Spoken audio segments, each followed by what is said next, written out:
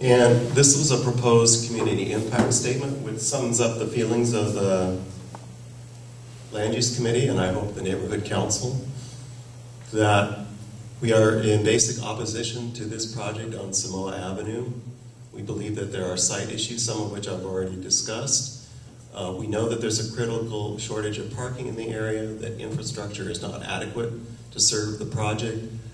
We know that it's going to be sited in an area of high crime, and that there are inadequate parks and recreation facilities to serve the future residents of the project. It could have an impact on a historic resource. Bolton Hall Museum is about 150 feet from this project. It only has street parking. And if they're going to park this project at the SB 1818 requirements, or even give us a few more parking spaces than that, you still will have spillover parking impacts that will affect Bolton Hall and its parking. And finally, the cumulative impacts. We have an area that is fairly overcrowded with units now. It's unlikely that this project's going to provide the number of parking spaces that are going to be needed. And for those types of reasons, plus the fact that we don't feel it's a community-friendly project in its design, its massing, and its intensity, that it's really the right project for that location. So that sums it up. It's a tale of two cities with SB 1818 affordable housing projects, one taking one approach and one taking a very different approach. I wish I had better answers for you in terms of what to do about the density. We can't fix that with a fix to the specific plan unless the city will be willing to rezone that area down to a lower residential density. And that is one of the key issues with this project. It could happen, and I'm open to any suggestions from people in the audience, but I just wanted to let you know that these were my feelings, my thoughts when I was reviewing the two projects, and I just wanted to share that information with you this evening. Thank you.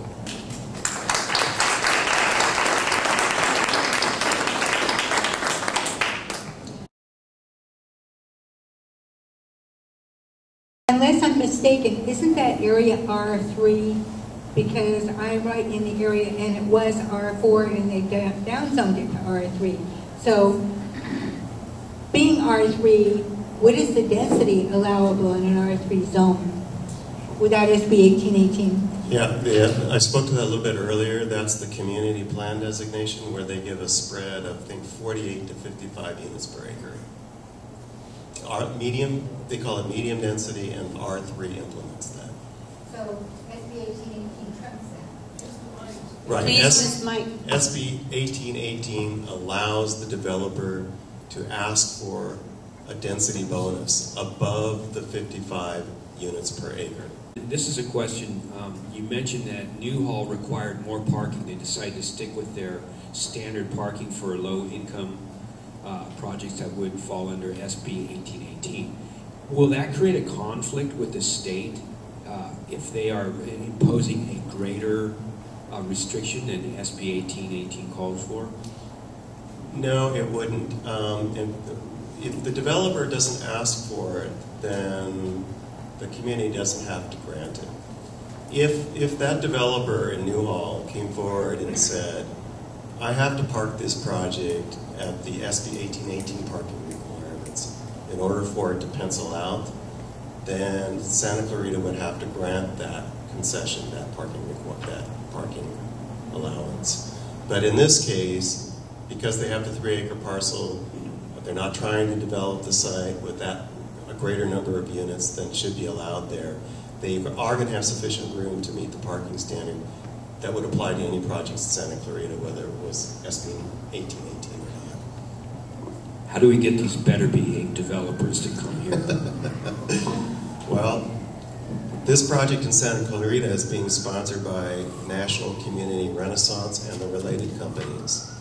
So one of the questions that crosses my mind is, why isn't the City of Los Angeles working with this group on this property? If they can bring forward a better project, even in design, then maybe that's the way to go. But the way it was presented to the Land Use Committee, it was, here are the applicants, and here is the development team, and that was it. Since our community plan hasn't been updated, and it's been put on hold, and the city is basically out of compliance with state law for this. Is that a loophole for us in our favor? Or if we make an issue of it, would it be against our favor because it's increased density? Would they change, do you think the medium density zoning there would change if they upgraded, if they redid our community plan, would that density upzone or downzone, would it be in our favor to make a big issue about that? Because it's not being updated, and it's a state law that it should have been. Yeah, I think that's a worthy issue to bring up, because what's happening is we're getting projects like this that are now coming down the road, and they're going to be taking advantage of those density allowances that are in a community plan that's decades old. And there's been a sea change in the community in terms of what's acceptable density-wise in neighborhoods like the Samoa neighborhood. But we're handcuffed until that density can be rolled back with an amendment to the community plan. You could conceivably, with the Foothill Boulevard Corridor specific plan, because it overlays this area, request the city to change the land use designation for this 1 block area, or 2 block area, or 3 block area, where you have medium density multifamily and get it down to lower density multifamily, so that you have a better starting point, or you're not going to get that density of development on the site. But that's somewhat of a difficult issue. I think it would be for perhaps the councilman's office. I don't know. We'd have to find out. But it's one of those things where it's too bad that the community plan effort got stalled, because we could have fixed that. And this is where we are. I was talking to my neighbors today, and they knew nothing about it, but what they asked me is, bring back a battle plan. What do we do? Is there somebody, who should we write to first? What should we focus on, just to start making headway in some sort of resistance to this project? I was afraid that someone like you might ask this question, what do we do now? Well, we do what we've always done. We've written letters, we've organized efforts through the Sunland Tujunga Alliance, through community groups, and we've made our voices heard and known.